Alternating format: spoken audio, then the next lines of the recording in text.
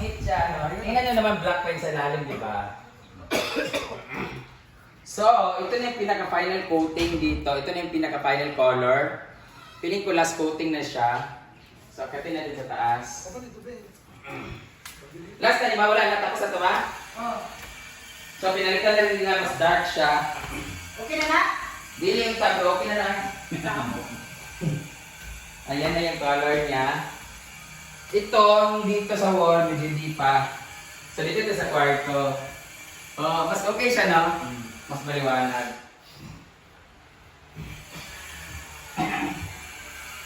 Dito.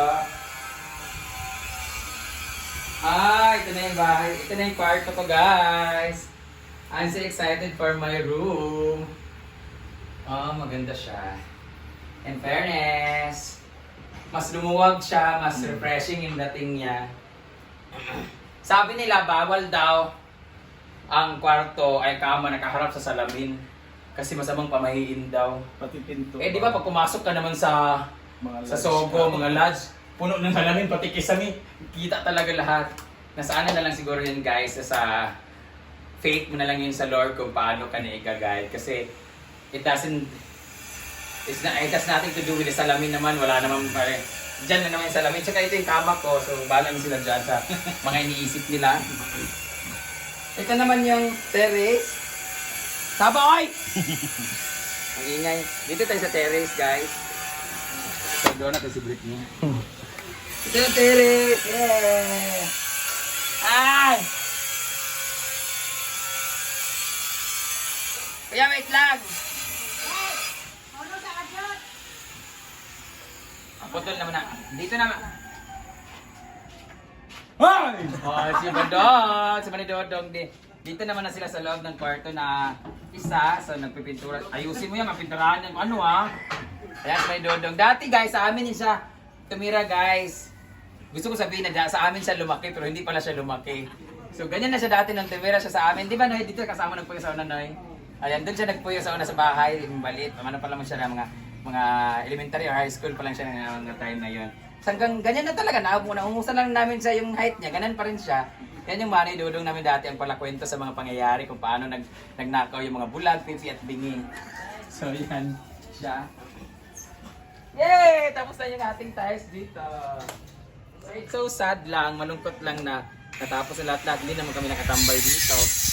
So ito ang bahay bakasyonista, bahay bakasyon namin na bahay. Ayan. So dito naman tayo papasok. Nalamesa lang. Ano yawa? Dito mas maliwanag na. Ito yung mas magandang eksena dito. So, pero yung ano siguro namin, yung binta ay yung Chandelier ni. Mabutangan mo gyapon chandelier di yung ba? cortina, palitan siguro. Ito as is, Anong ito basa? yung video mar. Ito yung guest room namin. Yan din yung pipintura. Ito naman yung isang guest room dito. Dito natutulog ibang mga bakla. So, as you can see, papalitan din siya. So, nasa isang room pa sila. Hala! Ito dapat tiles din to. Hindi pala. Bro, ito lang pala yung corner dito, no? Siya lang, mo isa lang siya. Kaya guys, sa mga nandito to sa baba. Ala, yan yung ano! Yee! Oy! Tantan! Mahala ka ha? Siya naglalas.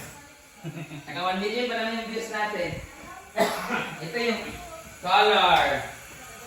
Cute. Ayan, dito na sila sa baba. Next week siguro. So sa mga ay dito pala, lagyan natin ng PVC pala dito. Ayan, lagyan ito ng PVC, ganon-ganon design. Papalitan ba ito? Hindi na. Itong mga, ito ba? Hindi na. Ayun na no? Di na, color white. Ito yung sinasabi ko na color. Ano na? Di lagi naman. Yung sa ganyan. Lagi na. Combination lang to. So sa mga nagsabi dyan guys, bakit ganito yung color ko Barnis dati? na good na. Varnish color. Varnish na. Sa mga nagsabi mo bakit ganito yung color ko dati, ito talaga yung gusto ko. Dark talaga gusto ko. Gusto ko talaga dark. Gusto ko gray. Gusto ko, ayaw ko na masyadong maliwanag. Ganyan. So kahit sa ilaw, gusto ko mga dark na ilaw. So ngayon, nagbibigyan ko naman after 2 years, 2022, 3, 4. So 2 years na nakalipas. So pagbigyan naman na ang gusto ni Sita na maliwanag din siya.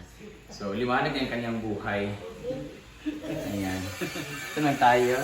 Sabi ka dito, decoration. Dito mo na ang kanyang Christmas.